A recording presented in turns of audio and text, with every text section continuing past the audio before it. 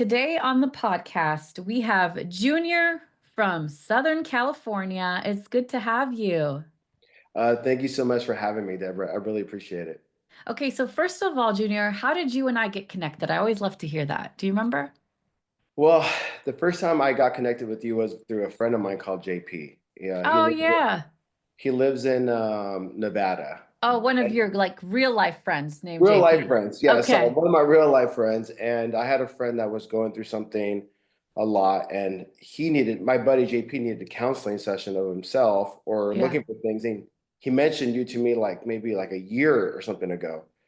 It wasn't until like me and my wife were like kind of struggling a little bit in our marriage. Not like we still love each other and deeply, but we're like, I think we need marriage counseling as a couple. And I'm like, you know what? I went back to an old text message my friend sent me, JP, Wow. and he sent me the message with you and Pastor JP. Okay. That one is like, are you okay? Yeah. Yeah. And then I loved it. I fell in love with it, and I'm like, man, I'm deep. I'm like digging deeper into. And you just came out with a book called Soul Care, Yeah. and I was just like mind blowing, amazed. And I was like, man, like I told my buddy JP, I was like, man, she's amazing. Like she's the best. And all of a sudden I got an email from you and it said like, hey, we're looking for somebody. I did a No quick video way. message and it's like, now I'm here. Like, wow. Wow. That feels like such a God thing. Exactly. I'm like, my wife was amazed. My wife's like, what? You're really going to speak with her? And I'm like, Oh my I goodness. guess God ordained it. That is amazing that you were already on that journey and then Like so now we fast. get to dig a little Yeah. deeper. Like Yeah, God's up exactly. to something. Okay, so what is on your mind to talk to me about today? So my biggest and like probably my worst trait about myself, I think I'm really for one easygoing. I'm really like people who know me, like I'm really like happy, positive person. But except the ones that know me the closest, like my wife and my kids and some of my close friends know that I could struggle with anger. Yeah.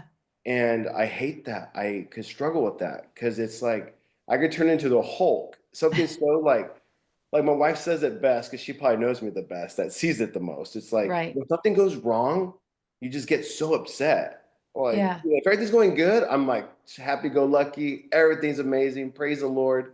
But then when something goes wrong, like sometimes I'll use profanity in front of my children, and sometimes it gets really bad. And then, but I'm really like, then I'll calm down out of it and I'll apologize right away and I admit what I'm wrong. But my wife now sees like, hey, our oldest son, which is Caleb, he's 8 years old. I have four kids. My oldest is 9, my youngest is 5.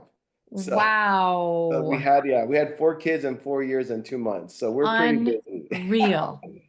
My oldest son, he struggles with the same things that I do. When something goes Sure. wrong, it's growing up as a kid, he just struggles. He gets so angry, and there's nothing that we could do to calm him down. And my wife's like, they literally think he watches you, and you like pass that on to him.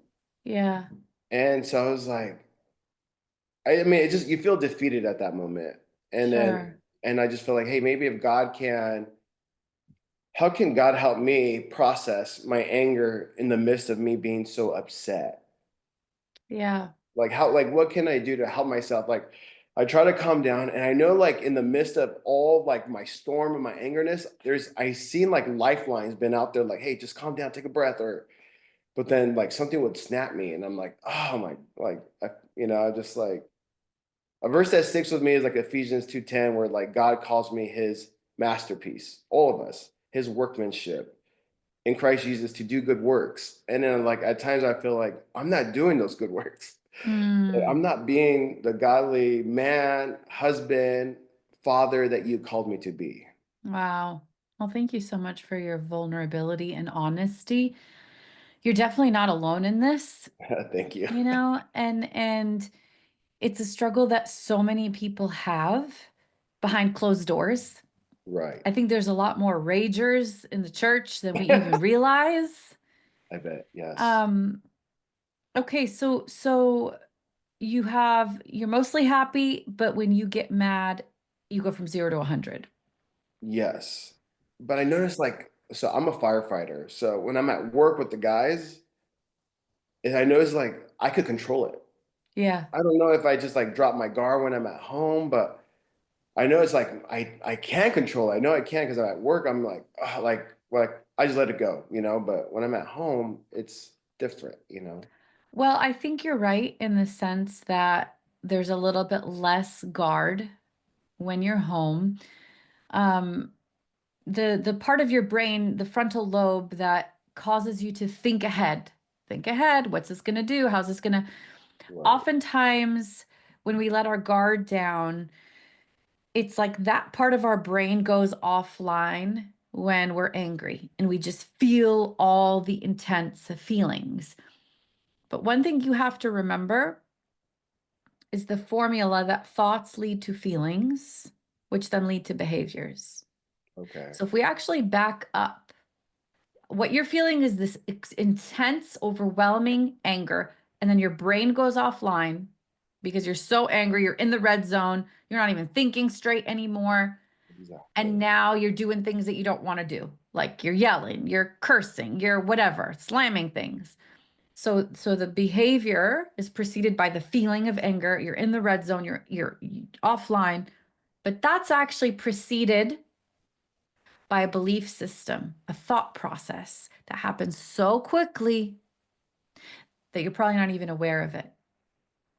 So think about what are some of the issues that tend to get you the most angry? Like, what would be your number one thing that sets you off? You know, if this happens or somebody says this or does this with your kids, your wife, you're just gonna lose it. I'm trying to think of what I can for like example, I was doing some electrical work at Okay. home and something so simple as like switching a light switch for me. And I'm switching out the light switch and I'm like, I like doing it, but then if something goes wrong, and I'm like, I put everything back together and I'm like, I don't know what I did wrong. I started getting so upset, like that triggered me. That was like one example. Like, and then I think I hit the wall once, and my Okay. wife got the kids went outside. Like So, so what you just said, I don't know what I did wrong, to me is interprets as I did something wrong. exactly. I did Yes. something wrong. We could take that a little further. Something is wrong with me. Right. I am not measuring up. I did not do it the way that I wanted to do it. And now we're feeling inadequacy, right? Something's wrong. Why didn't I not do Exactly. that? The feeling of inadequacy, right? Based on those belief systems. So when you feel inadequate, that's the underlying emotion to your anger. But what's easier to say, honey, I just feel so inadequate right now, or Right. to lose your cool and have all of those feelings underneath the surface and they just build and build and build and build and boom. So, inadequacy. I'm not good enough. I did something wrong.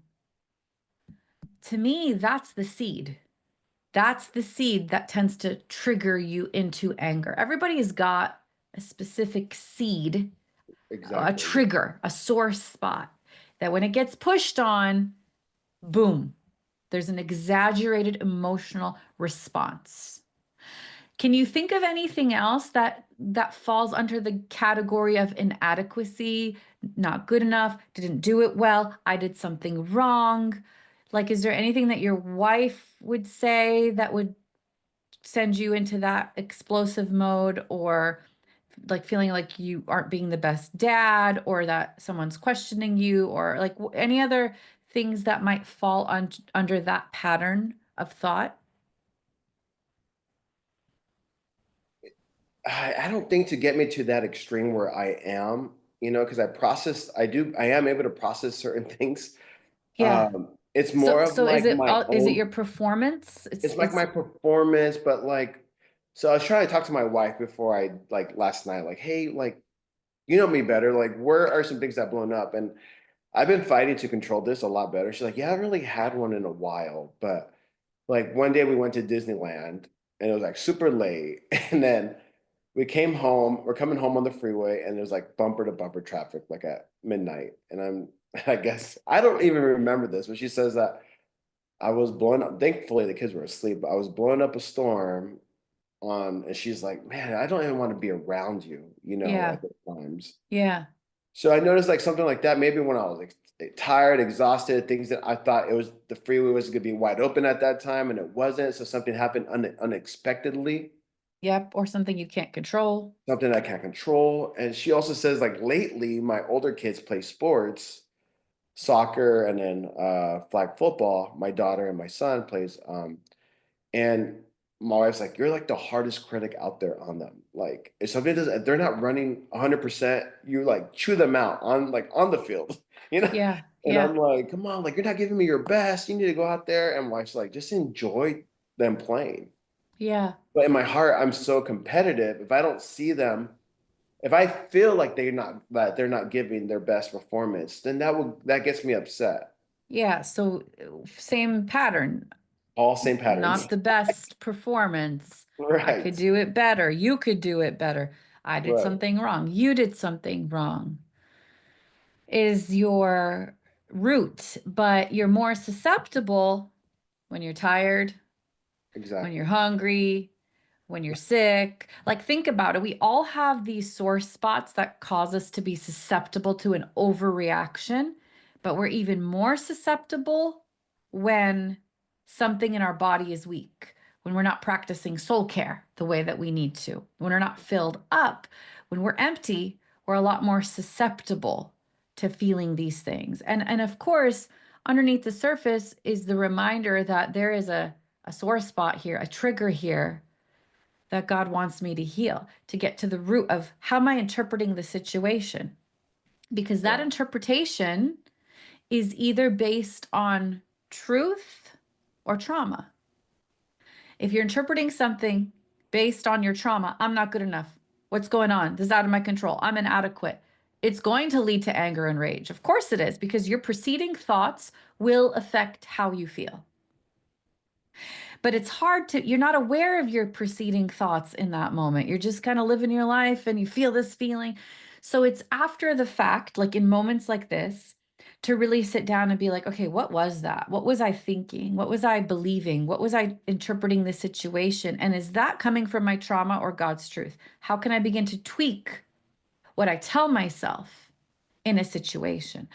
You know, recently I was at Panera Bread picking up some bagels for the Nice. kids. And the lady who was serving us was so rude, so nasty, so mean, so short. And I found myself starting to get a little frustrated.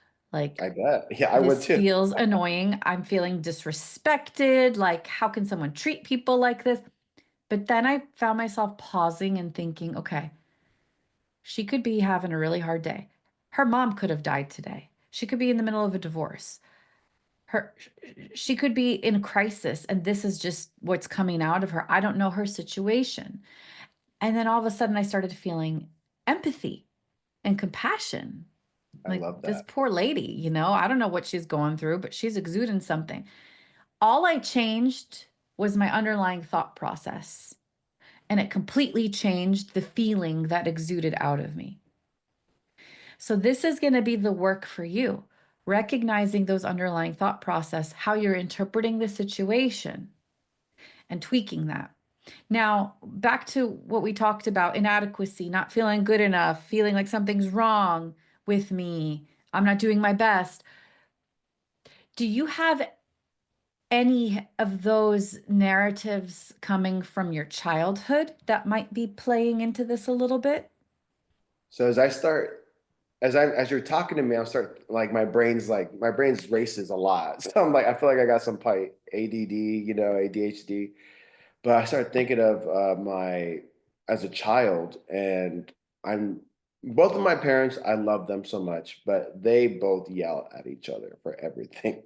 Something goes wrong, they'll yell at each other. And those are the things that I think, you model things as what you see from your parents. I feel like sometimes it just naturally comes, as there's times where I'm like, I'll never be like my dad. in certain things. And then I fall back and I see that I kind of am. And I just remembering my parents could argue so ugly. Yeah. And as much as it scared me as a child, when they start arguing more often, you almost become like hardened. Your heart becomes hardened to it. Like, oh, they're just fighting again. Yeah. And I'm just thinking that maybe those times of them arguing and them fighting, that I have been able to, like, I'm starting to see that in myself. Like, has it always been in me, like hidden in me um, that now it's starting to like grow, because I felt like when I was single, my life was like mellow, good life, not so You know angry. why? Because there's nobody to push up against your buttons. Exactly. The buttons still existed. There was just not enough. Like now you have a household, there's five people pushing up against your buttons day in, day out. It's not that the buttons didn't exist. They just weren't getting bumped up against all the time like they are now. I But agree. God is like, I want to reveal that. I want to heal it. I want to reveal it because I want to heal it.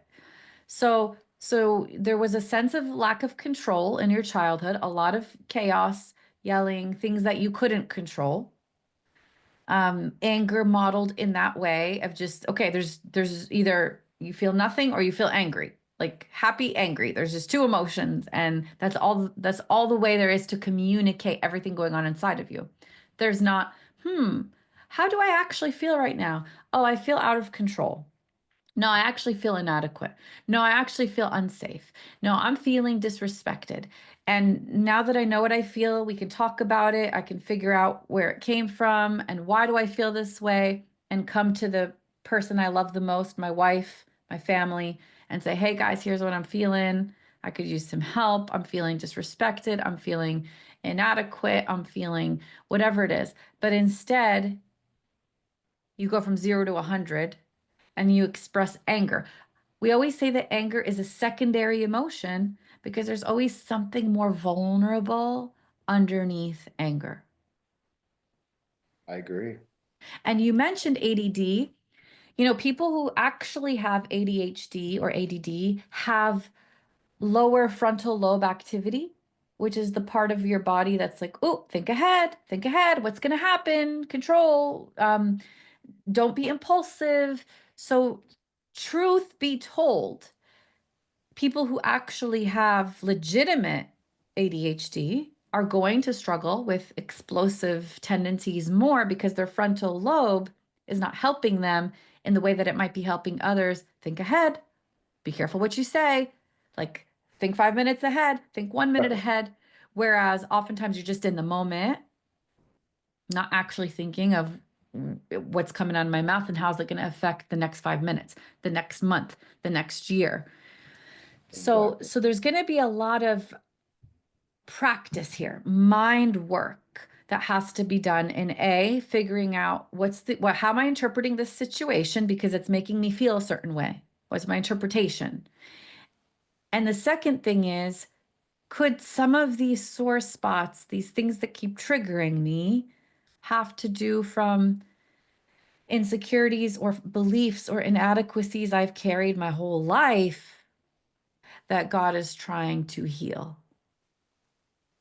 When you were young, did you feel inadequate or did you feel pretty darn good about yourself? I feel like both. There's times where I was so confident in myself and I was like, I'm pretty athletic as a kid. I feel good. But then I had trouble reading. So then I would have like inadequacies in that. And I grew up stuttering. It wasn't probably until like I was 16 that I mean, I feel like I still mumble, but I I have been able to control my stuttering. With those come like totally inadequate. I remember asking a friend in junior high, like, what class do you have next? But I would be like, what class you got next? Or from football, like I played linebacker, which was on defense for football. And so I would call the plays from the sidelines. The coach would give me the plays and I would call it to the team. And there's one time where I had trouble speaking the play out loud, which was like a simple football play, like 40 set call. which was, Hmm. and I just couldn't say it. So those things would like, I would like inside my head, I'm like, like my emotions are going crazy, which I'm not showing it, but I'm like, I'm a failure. I'm so dumb. I'm do this, I'm like beating myself up so hard Yeah. in those times because I'm like, man, I wish I could just be like a normal person. I can't believe I can't deal with this. I mean, I still struggle with my stuttering at times. Like if I have to introduce myself sometimes just to say my name Junior, I'm like I don't know if this feels like somebody who's having a seizure, like an aura pops up and I know it's coming. I'm like, oh boy, here it goes. So I have to try to Hmm. say like, hey, my name is Junior instead of saying Junior because it will just like sometimes I just freeze up. Yeah. Yeah. I mean, think about how all of that then affects like all of those voices that you just said, I'm a failure. What's wrong with me? Why can't I? And then if something triggers that in the here and now, something triggers that, like not able to do the electrical work that you want to do. What's wrong with me? Why can't I get Right. this together? Like, and just starting to kind of spiral into those negative thought processes that have probably always existed. Exactly. What's Yes. wrong with me? So here's what I want you to do moving forward. I would say start to take note of the times that you get angry and be curious about why did I get angry? What was the underlying trigger? What were some of those automatic thoughts I might have been thinking underneath the surface? Every time you get angry, it's a case study. Okay, why? What happened? What happened before, leading up to it? What happened during? What was I thinking and feeling? What happened after? And just kind of review the film, write it down, and then start to look for patterns.